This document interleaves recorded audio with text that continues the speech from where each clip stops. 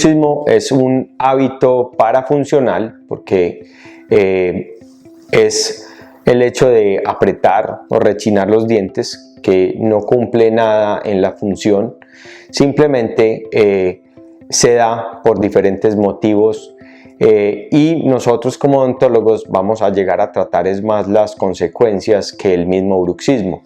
El bruxismo es una entidad multifactorial que debemos empezar a manejar desde el punto de vista psicológico y nosotros manejar desde la parte funcional la sintomatología del paciente y disponer de mejor manera el hábito del bruxismo. Para ello utilizamos diferentes enfoques, pero el principal que utilizamos nosotros los odontólogos son férulas oclusales encaminadas a mejorar o a disponer de mejor manera la parte muscular, articular y dental.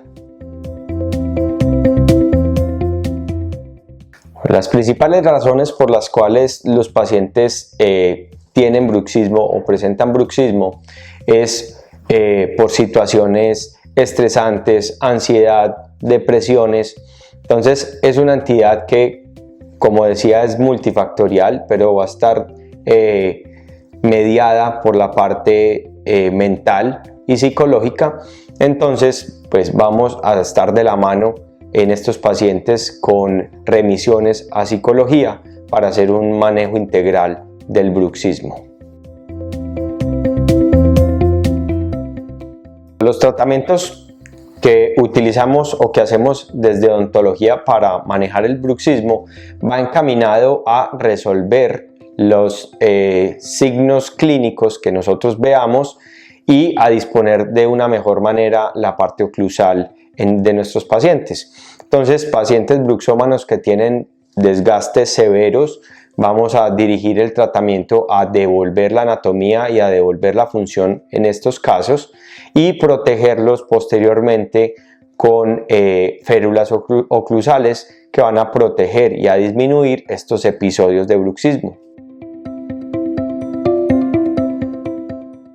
Los tratamientos alternativos que podemos emplear para disminuir los episodios de bruxismo van a estar encaminados a la parte muscular, articular, para evitar desencadenar estos episodios. Entonces, el hábito de comer chicle, masticar alimentos extremadamente duros, masajes, relajación, todos estos tratamientos o hábitos los podemos adquirir para evitar que lleguemos a tener nuevamente episodios de bruxismo o lograr disminuir al máximo esta situación.